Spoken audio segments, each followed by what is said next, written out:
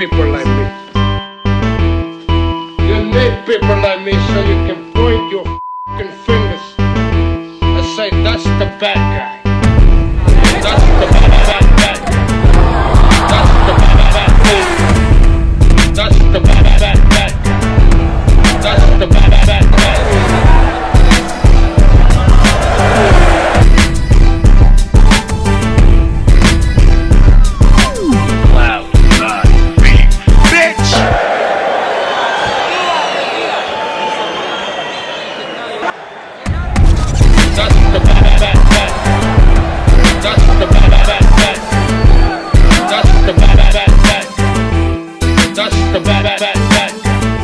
Welcome to the motherfucking relay. We're covering today's top boxing news. Okay, we'll start with this. Last night in Montreal, north of the border, unbeaten up-and-comer from Canada, King Clavel, unseeded long-reigning WBC light flyweight champion Yesenia Gomez in one-sided fashion. The prediction stuck, and if I'm being honest, Kim Clavel, she exceeded my expectations. From where I was sitting, Kim Clavel pitched a shutout. She won 10 out of 10 rounds on my card. Both fighters got off to a fast start in the early goings of the match, though Kim Clavel quickly separated herself from Yesenia Gomez, who was always one step behind. It's the little things. Defensively and offensively, there's no other way to put it. Kim Clavel was just better.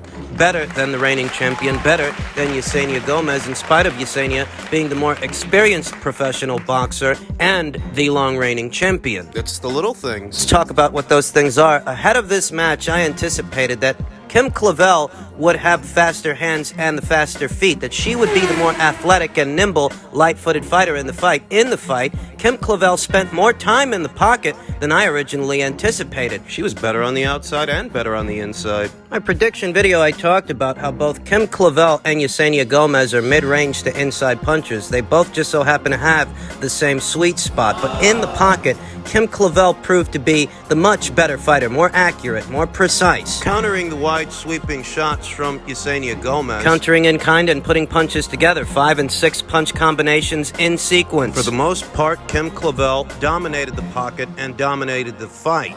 Speed, accuracy, and precision so obviously had to go to Kim Clavel, who was thoroughly outworking the reigning champion, whereas durability, heavy hands, that would have to go to Gomez. Whenever Yesenia Gomez did land a punch, you got the sense that she could hurt Kim Clavel if Kim's not careful. Although moments like that were far and few, as the majority of the fight really was Kim Clavel painting Yesenia Gomez's face. Yesenia Gomez, who took the shots well, showed a good chin, good durability, though ultimately was outclassed. The upper body movement of Kim Clavel, angling away from punches and countering in kind, combinations, the movement, the speed, it was all there. And the roar from the crowd whenever Kim Clavel connected with a hard backhand, a hard right hand. Very much engaged. This was everything you wanted in a main event. They got off to a fast and furious start and finished that way in the 10th and final round. I was thoroughly impressed with Kim Clavel because she far exceeded my expectations. Don't get me wrong, I picked Kim Clavel to win, and I picked Kim Clavel on points, but I didn't anticipate that she would win practically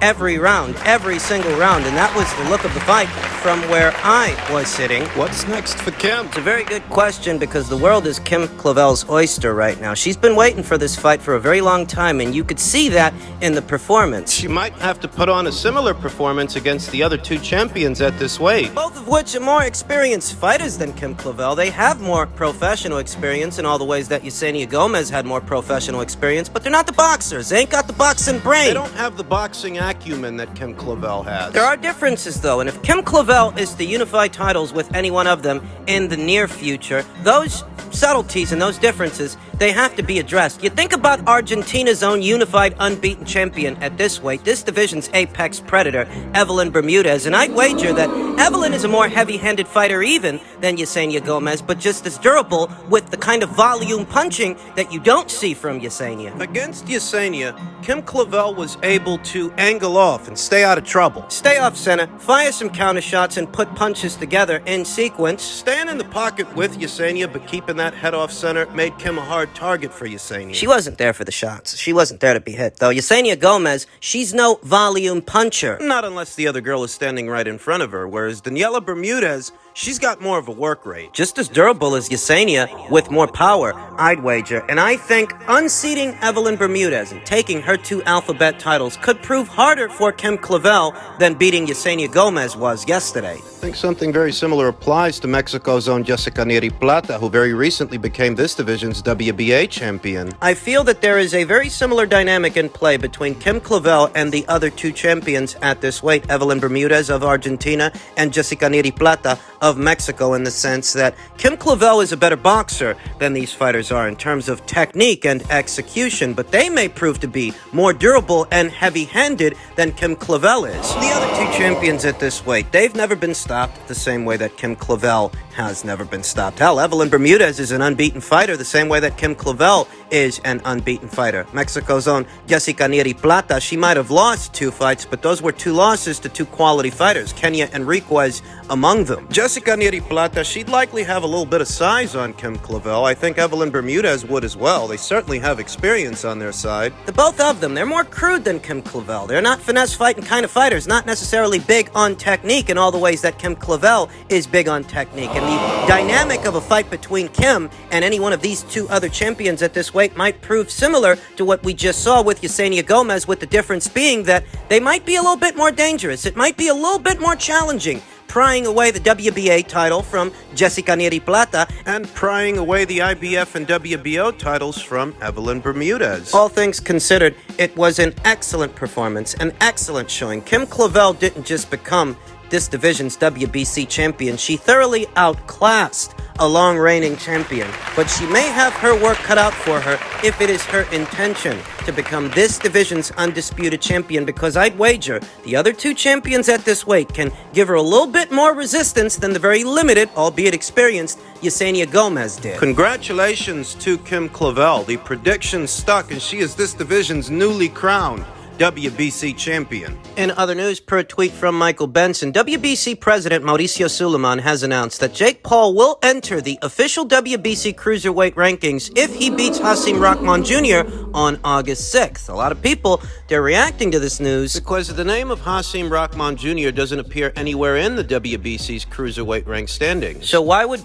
Jake Paul beating him there be a breakthrough? Why should Jake Paul receive a rank in the cruiserweight rank standings when not even Hasim Rahman Jr. is ranked by the WBC? It does appear somewhat dubious, to say the least. I mean, he is fighting a real boxer, a real pugilist, but not a guy who's ranked at cruiserweight. So where would he emerge? In the bottom tier, presumably. All the way at the bottom, because he's fighting a guy who isn't even ranked by the WBC at cruiserweight. It seems that Jake Paul is graduating from taking on YouTubers, social media influencers, and personalities like himself to taking on real pugilists, real prize fighters. This will be the first. The first actual boxer he takes on. In many ways, Ben Askren, the MMA guy, Tyrone Woodley, those were prize fighters, just prize fighters in a different discipline, not prize fighters in the sport of boxing. Better still, you can interpret Jake Paul taking on Hasim Rahman Jr. as progress. However, some others have a different interpretation of things. Former champion Ishay Smiths said, "America is starving for a white superstar boxer so bad they'll crown a guy a champion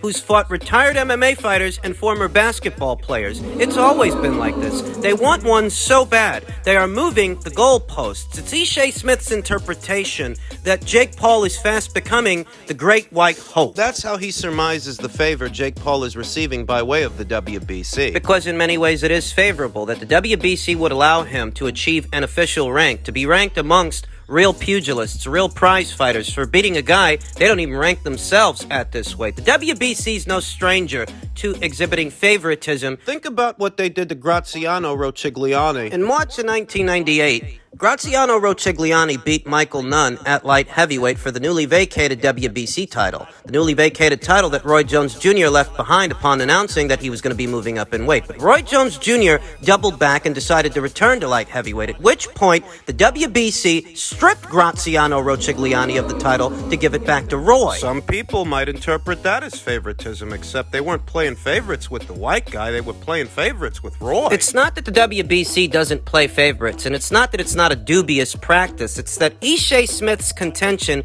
is somewhat off base. The WBC is a Mexican-based outfit, after all. Not an American one. Ishay Smith added, "I'm not backing down from my statements, but Paul has no business being ranked even if he beats Rahman. This whole wave is because he's a white man in a country that has always strived to hope a white man can be a superstar boxer. If Paul was Mexican or black, this shit would not happen." Because the WBC doesn't exhibit favoritism towards Mexican boxers. What do you live under, a rock? Do you remember when Canelo Alvarez tested positive for a banned substance? The WBC came out immediately asserting his innocence, even though their quote-unquote investigation hadn't even concluded. Ray Vargas tested positive for a banned substance, and Luis Nery. They weren't penalized for it. You're telling me the WBC doesn't exhibit favoritism towards fighters of Mexican descent? You're telling me that the WBC didn't exhibit favoritism towards Roy Jones Jr., A black man. when they stripped Graziano Rocigliani of a title that he won legitimately so that they could put it back in Roy Jones Jr.'s hands? Make no mistake, there's something dubious about what the WBC is doing here, but it's not really what Ishay Smith is implying. This ain't... Don't forget, they got themselves in a bit of hot water and almost bankrupted themselves playing favorites with Roy. Some people here today would say that they've played favorites and are still playing favorites with Deontay Wilder, that he's getting preferential treatment, having a #1 spot, having lost 2 times back-to-back to the same guy. And last I checked, Wilder's not Caucasian. You know who is? Tyson Fury. And some might say that he's getting preferential treatment, having announced his retirement but still being allowed to hang on to the WBC title in the heavyweight division. The way I see it, the WBC do often play favorites. Oh yeah, they do, and they're very brazen about it. But it's not due to what Ishay Smith is saying. This isn't the search for the Great White Hope. Put simply, this is the search for the big sanctioning fee. It's not a secret that Jake Paul moves the needle. He does generate interest. He does generate business. And the WBC, they're not far behind whenever that happens. They want to find a way to cash in on what he's doing, and he wants to legitimize himself as a boxer. That's what I see, and that's what it is. There aren't very many big draws in today's cruiserweight division, you know, so as far as the WBC getting big sanctioning fees from somebody, I doubt they're getting them from Lunga Makabu, the reigning WBC cruiserweight champion who's been fighting in shoe boxes. Courtesy of Don King, his promoter. Who do you think Joe Blow walking the street is more familiar with? Lunga Makabu, who's from the Democratic Republic of the Congo, or Jake Paul, the social media influencer with millions upon millions upon millions of followers? It's not a secret. It's not hard to see what exactly the WBC is doing, what they're trying to cash in on. They're trying to cash in on Jake Paul's marquee value. Because he has some, but it's not because he's the Great White Hope. It's a bit of a lazy argument, to be honest with you, because the WBC has exhibited favoritism to many different fighters from many different places, many different races. It's not necessarily that Jake Paul is the Great White Hope so much as the WBC is always looking for, the big fat sanctioning fee. They can't cash in on anything he's doing unless he's ranked by them, and he can't legitimize himself as a pugilist. He can't legitimize himself as a legitimate prize fighter unless he's ranked amongst legitimate prize fighters. To mutual understanding, a mutual relationship with benefits for both parties, both Jake Paul and the WBC. His promoter, yeah, he does sell and he is popular, and with the right dance partner, you can create a mega fight, and that happens to be with Gervonta Davis, and vice versa.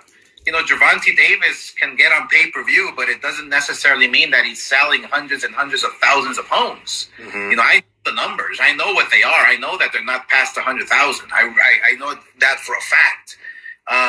So does he want to continue fighting on the low-level pay-per-views, or does he want to create a mega event? A lot of people have been talking about these sound bites by way of a bona fide cash cow in his own heyday, Oscar De La Hoya, in reference to Gervonta Davis and what he's really drawing. That Oscar knows the numbers, the real numbers. And Gervonta Davis ain't drawing what they say he's drawing. To that, Rick Glazer, Boxing Insider Rick Glazer, says, for those that were thinking the Tank Davis pay-per-view numbers I put out aren't truthful and you believed Leonard Ellerbe, Oscar verifies what I've been saying. Ellerbe's been lying about Tank's pay-per-view buys. Tank's an oddity, does great live gates but bad pay-per-view numbers. Why?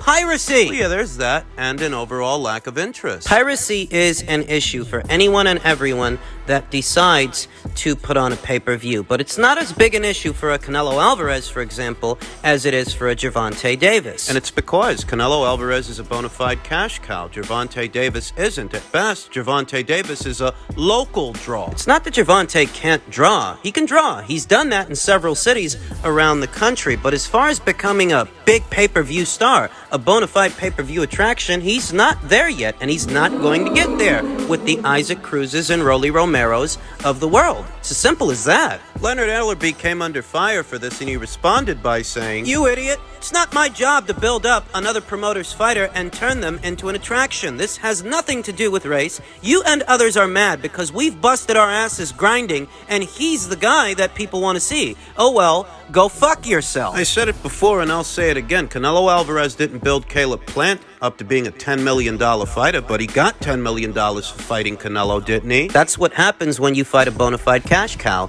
You make life-altering money. That's the year mark of a bona fide cash cow. The face of boxing, as it were. It's Oscar De La Hoya and Rick Glazier's contention that Leonard Ellerbe and the powers that be are being less than honest, less than genuine as to what Gervonta Davis is really drawing at the box office. And to that, I point to an inconsistency from several fights ago. The reported buy rate for the Leo Santa Cruz fight Was between 200 and 225,000 pay-per-view buys. per Mike Coppinger via his sources. The very next fight, the Mario Barrios fight, Tank was reported to have outperformed the Leo Santa Cruz fight with the Mario Barrios fight, except the buy rate for the Mario Barrios fight was reported to be less than what they reported for the Leo Santa Cruz fight. With Leo, they said he did between 200 and 225,000. With Mario Barrios, they said he did between 200 and 215,000. Doesn't that mean that he didn't do 225,000 with Leo Santa Cruz? That's exactly what it means.